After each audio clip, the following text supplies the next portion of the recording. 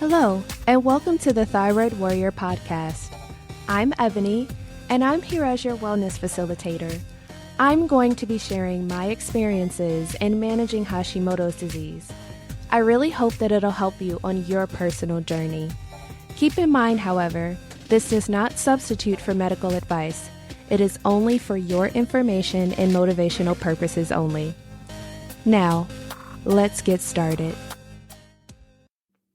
Hello, everyone. I am so pumped about this week's episode because it's about to lead into something really cool that I get excited about.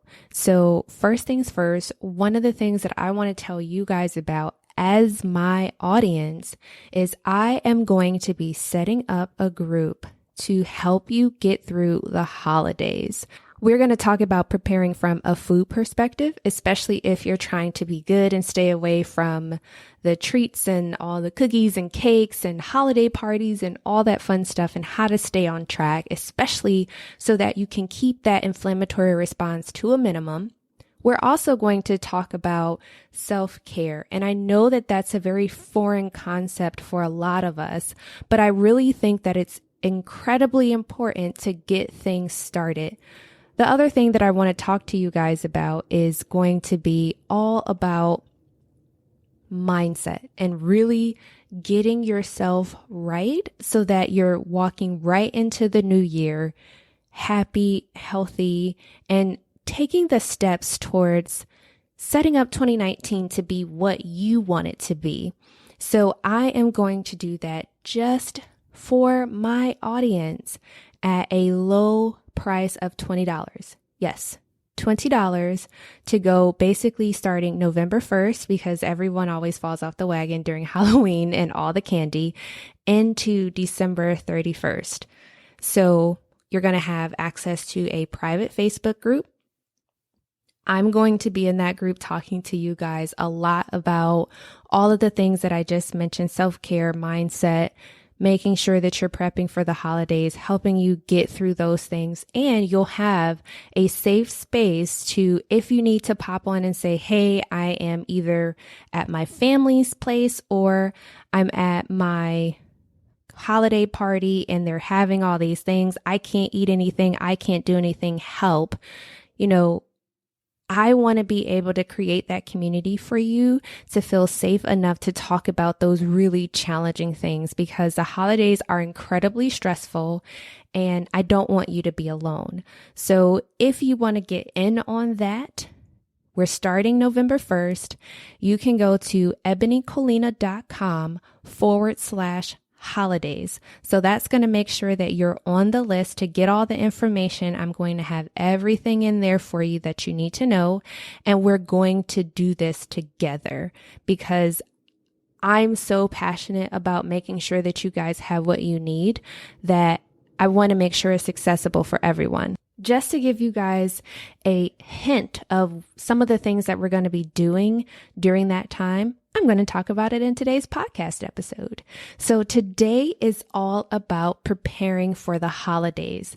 So you might be saying to yourself, well, what's so difficult about that? Everything. So some of us have to travel to different states for the holidays. I know I'm a native of Detroit and I often have to go to Detroit to spend time with my family and to see my sisters and my brother and my nephew and my parents. So that's something that I have to both prepare for from a food perspective and as well from a mental perspective, because I have a blended family and I will talk all about that in a later episode. And I also don't ever see things in the airport that I can eat that are safe for me. Now, I don't have a severe allergy as some of you might have, or necessarily even a lot of dietary restrictions. But for me, the key killer for me is processed foods and gluten. I can't do it. So I have to either starve to death in an airport, or I have to bring snacks that don't have too much liquid in them. But if I don't want to choke while I'm trying to eat whatever food that I've brought with me. I have to then go to the airport and get water. So it can be a lot. So I've developed a checklist of sorts to kind of help me navigate through that space when it comes to traveling. So for example, before I travel, I try as hard as I possibly can to plan ahead. Now, that's not always possible, but I do try.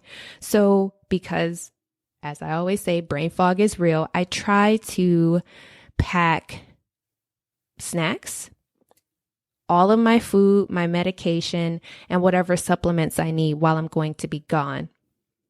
Fortunately, I have a 90-day supply of my thyroid medicine, and I keep a bottle that's empty so I just put usually half of my 90-day supply in that extra bottle just in case something happens. I might get stuck at the airport. My flight might be canceled depending on the snow, the weather, etc.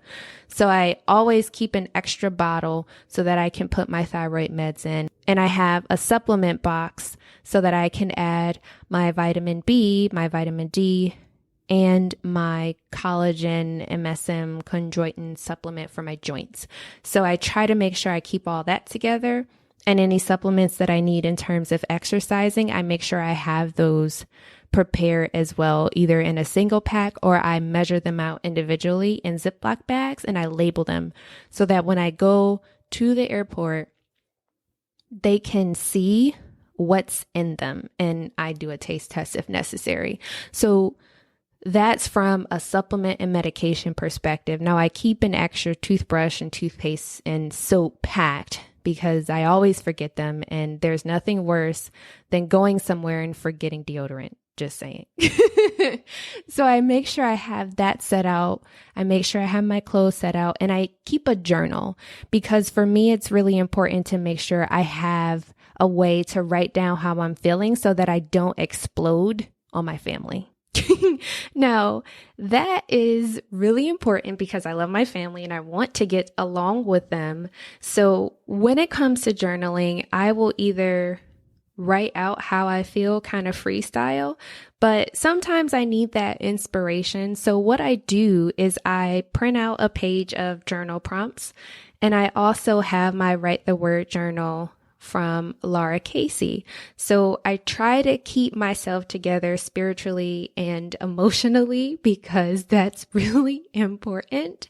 Because a lot of times during the holidays, if you go to jail, you're going to be there for a while. So I definitely don't want to do that. So I really try to arm myself with the tools and strategies that I know work for me so that I can really just enjoy my time with my family. The other thing that I do around this time is I crochet a lot. One, because it's starting to get cold, and two, because confession time. So I have a very bad habit of ripping up paper when I'm either anxious or overwhelmed. And by crocheting, it gives me the opportunity to use my hands to do something, because that's really all that I need to do is I just need to occupy myself some way to get my mind off of whatever that thing is that I'm anxious about.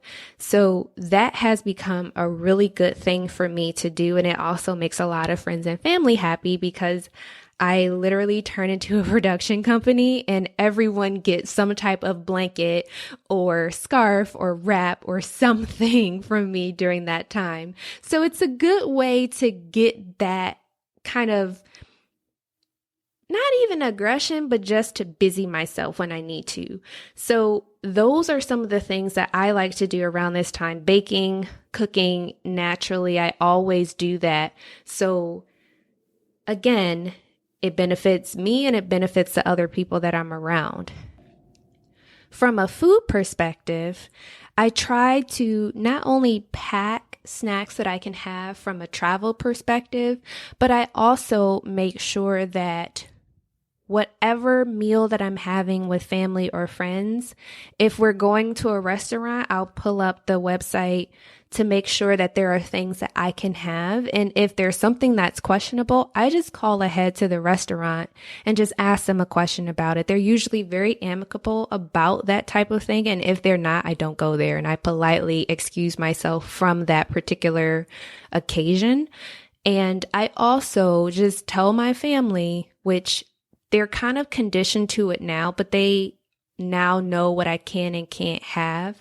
So normally they try to be accommodating for that, but ever so often there are things that I have to tell them like, hey, I'm not trying to be rude, but how about we also make X, Y, and Z? Or I don't even say I'm not trying to be rude. I just suggest that thing that I can have.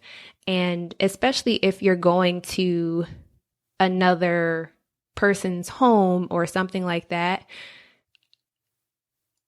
This sounds really bad, but I always pack some type of granola bar that I can have, or I make them myself, some type of fruit, and I keep a small bottle of water just in case it's just a smorgasbord of stuff that's going to completely throw me off track. So I take care of myself in that way because I don't want to get sick or not feel well because I'm trying to please someone else. So as I always say, you can't be someone else's something if you're nothing for yourself. So I really do make a conscious effort to take care of myself first and foremost in these situations, because a lot of people don't understand the restrictions that you have. So I don't really put that pressure on them to try to figure it out. I just go with the flow, but I make sure that in my arsenal of stuff that I'm taking care of myself. Same thing is true when it comes to outfit choices. I make sure that I wear flats because my joints will start to bother me sometimes. I keep an extra sweater because I might be hot one second and freezing the next. So I just try to accommodate myself, because we all know there are people out there that'll be like, well, why do we have to do X, Y, and Z for you? I know you've had that happen to you because it happens to me all of the time and I'm over it. And this is why I do so much to prepare myself for the holidays. So you don't have to tell people about your condition or what you're going through. That's totally fine. But you want to make sure that you take that responsibility to keep yourself safe and to keep yourself happy, because at the end of the day, you're all you got and you have to protect yourself. I'm saying this out of love, but sometimes you have to be selfish. You really do. It's not to be mean. It's not to be negative. It's not to be nasty, but when you're bent over on the floor because you're in pain, or you're in the bed the next day because you did too much, because your friend suddenly wanted to have a night on the town and you felt bad about saying, okay, well, I'm not really feeling well. You pushed yourself and you went anyway. No, you don't have to do that. So give yourself grace and give yourself permission to take care of yourself. If you have to go out maybe a couple of hours with them, fine. Make sure you drive yourself. If you know you're going to be drinking, Uber, Lyft, totally fine. Take a taxi. Just make sure you do what you have to do to take care of yourself. And I'm going to repeat that over and over again. So I'm going to sound like a broken record this episode. Forgive me. But I really care about you guys. And I am where you are. I've been where you have been. And I know how isolating it is to have a thyroid condition or a quote unquote invisible illness that other people just don't understand. So I want you guys to make sure that you're safe and that you're okay. And the last thing that I want to talk to you guys about is just having that mindset shift. So sometimes it's really easy for us to just curl up in a ball and say, I don't want to today. Or I'm in a lot of pain, so I'm just going to stay here. I'm not going to do X, Y, and Z. I'm not going to go there. I'm not going to be social or do any of that. And I encourage you to step outside of yourself for a minute. And I want you to think about all of the things that you want to see for yourself. What would your life look like in a perfect world? What would your health be like? I know for some of us, we can manage our symptoms, but for example, if you have Hashimoto's disease or Graves' disease, those antibodies are always going to be there. But at the same time, how would you like to live your life? Even if you do have an autoimmune condition, like what does that look like to you? And I'll give you an example. For me, I wanted to be able to go hiking and ride my bike and be physically fit and active and to really just enjoy myself doing the things that I love to do. And outdoors is a big thing for me. So I try to do a lot of activity outside and I try to exercise a lot. And my goal is to be able to compete in track and field again in the master's division. I put it in my mind that I was going to be active again and I was going to be physically fit and do the things that I wanted to do. And you know what? It happened. I put one foot in front of the other. I started exercising more. I exercise at home with my fitness programs. That way I don't have to worry about being embarrassed about having to do a modification on an exercise or have people stare at me if I'm jumping all around and giggling and laughing and sweating uncontrollably. I do that in the comfort of my own home or in my gym in my apartment complex. And that takes a lot of stress out of it for me. And right now, I'm honestly in better shape than what I was when I was originally competing in track and field 10 years ago. So that is what I wanted to do for myself. I really encourage you guys to sit down and take out a piece of paper and just scribble on it. Be messy. Write down adjectives that you want to use to describe your future self. And future could even be tomorrow, the next month, the next week, the next year. It doesn't have to be a 5-year plan at all. I don't even have the attention span to think 5 years from now. Write those things down and you'll notice bit by bit, you can take actionable steps towards meeting those goals or those ideas that you put on paper. I looked at all of the things that I wanted to do a year ago and I've done pretty much all of them. And that's so exciting. And the year's not even done yet. So I just want to take this time right now, guys, to tell you that you are freaking amazing. And I'm so proud of you. I'm so proud of all the work that you're doing. And I know it's hard. I know it's hard. I didn't want to get out of bed this morning. I did not. But the thought of being able to spend this time with you guys and to interact with you on social media and to just talk to you just brings me so much joy and makes me so happy that I get to be able to call you my friend.